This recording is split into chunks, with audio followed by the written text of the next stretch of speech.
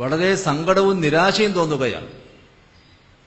പണ്ഡിതന്മാരും പണ്ഡിത സംഘടനകൾ എന്ന് പറയുന്ന ഉലമാ സംഘടനകൾ പോലും ഈ വിഷയം ശ്രദ്ധിക്കാത്തതിന്റെ പേരിൽ ഒരു മഹത്തായ ആദർശ പ്രസ്ഥാനം എത്രമാത്രം പ്രയാസത്തിലായി എന്ന് നിങ്ങൾ ചിന്തിച്ചു നോക്കൂ. കാര്യങ്ങൾ വളരെ ലളിതമാണ്. ഒരു സംഭവവും സംഭവിച്ചിട്ടില്ല.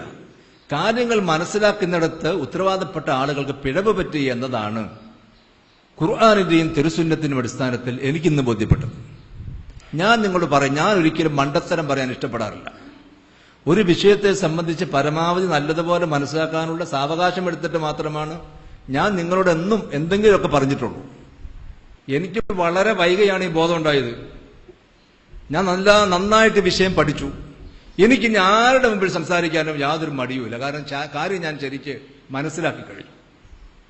അതിന്റെ ആയത്ത് ഇസ്തിആനത്ത് എന്ന് ഇയ്യാക നഅ്ബുദു വ ഇയ്യാക നസ്തഈൻ ഇസ്തിആനത്തിന്റെ പദമല്ലാതെ സൂറത്തുൽ മാഇദയിൽ 2-ാമത്തെ ആയത്തിൽ അല്ലാഹു പറയുന്നു, തആവനു അലൽ ബിർരി വത്തഖ്വ വലാ തആവനു അലൽ ഇസ്മി വൽ ഉദ്വാൻ.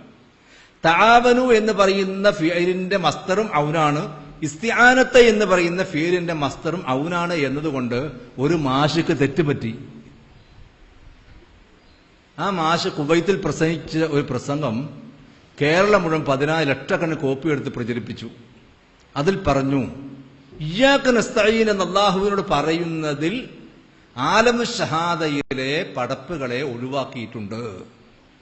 ഇയ്യാക നസ്തഈൻ അല്ലാഹുവിനോട് പറയണല്ലേ, ആ അല്ലാഹുവിനോട് ആ പറയുന്നതിൽ നിന്ന് ഇഖ്തിസാസ് ഉണ്ട് സൃഷ്ടികൾക്ക് എന്ന് പറഞ്ഞ ഇത്രയും മാത്രം വലിയൊരു കുഫറിന്റെ ഷിർക്കിന്റെ വാദം എന്റെ ജീവിതത്തിൽ ഞാൻ കേട്ടിട്ടില്ല.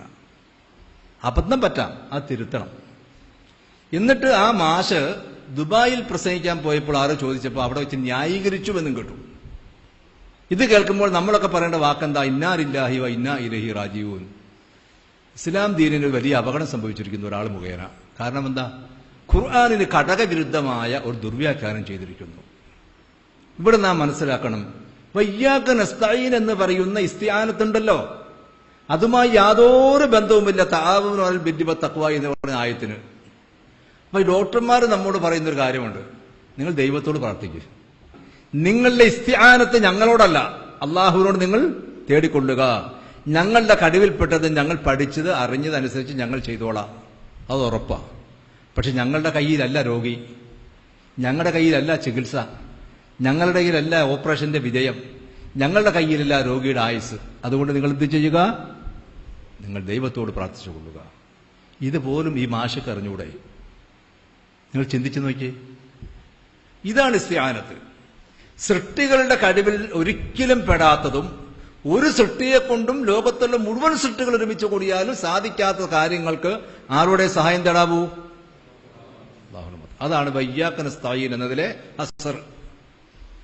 അപ്പൊ ഗൈബിയായ കണ്ണുകൊണ്ട് കാണുകയില്ലെങ്കിലും അനധിവിദൂരതയിലുള്ള ഒരാളോട് ഒരു സബബിന്റെ അടിസ്ഥാനത്തിൽ നമ്മൾ ബന്ധപ്പെട്ട് സഹായം ചോദിച്ചാൽ അതിൽ ഷിർക്ക് വരില്ല.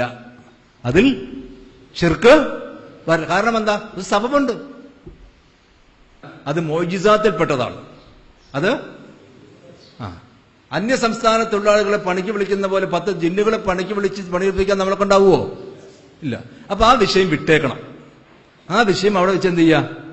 ആവശ്യമില്ലാത്ത ചർച്ച. ജിന്ന് മെഴുകുതിരി കൊണ്ടുവരുവോ, ടോർച്ച് കൊണ്ടുവരുവോ, കൊണ്ടുവരുമെന്നും കൊണ്ടുവരുന്നത് ബാലിശമായ ഇതൊക്കെ നമ്മൾ വിടണം.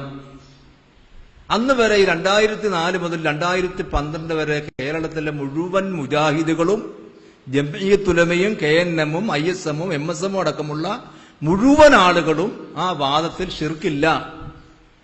ഇമാം അഹ്മദ് ഹംബലോ ഇമാം നബിയോ ചെയ്ത് ഷിർക്കല്ല. ആ ഹദീസ് ലൈഫാണ്. അതുകൊണ്ട് ലൈഫായ ഹദീസ് കൊണ്ട് അമൽ ചെയ്യാൻ പാടില്ല. ഇപ്പൊ ഇമാമിയങ്ങൾ അത് ചെയ്തതോ ആ ഹദീസ് സഹിഹാണ് എന്ന് വിചാരിച്ചിട്ടാണ്. അതുകൊണ്ട് മുജാഹിദുകൾ ഷിർക്ക് ചെയ്യുന്നവരല്ല. മുജാഹിദുകളെ മുൻഗാമികളായ സലഫി പണ്ഡിതന്മാരും ഷിർക്ക് ചെയ്തിട്ടില്ല. മരിച്ചുപോയവരെ വിളിച്ചു പ്രാർത്ഥികൾ ഷിർക്കാണ്, അതിനെ ഇതിനോട് ഉപമിക്കാൻ പാടില്ല എന്നൊക്കെ പറഞ്ഞ് നമ്മുടെ പണ്ഡിതന്മാർ മറുപടി കൊടുത്ത് സുന്നി വിഭാഗത്തെ പരാജയപ്പെടുത്തി തൗഹീദ് വിജയിച്ചു. നമ്മ ഈ ഉദാഹരണങ്ങളിൽ നിന്നൊക്കെ നമുക്കെന്ത് മനസ്സിലാക്കി? മനുഷ്യന്മാർക്ക് അള്ളാഹു കൊടുത്ത കഴിവിന്റെ അടിസ്ഥാനത്തിൽ സൃഷ്ടികൾക്ക് സൃഷ്ടികളെ സഹായിക്കാൻ കഴിയുന്ന കാര്യങ്ങളിൽ സൃഷ്ടികളോട് സഹായം ചോദിച്ചാൽ അതിൽ ഷിർക്ക് വരില്ല.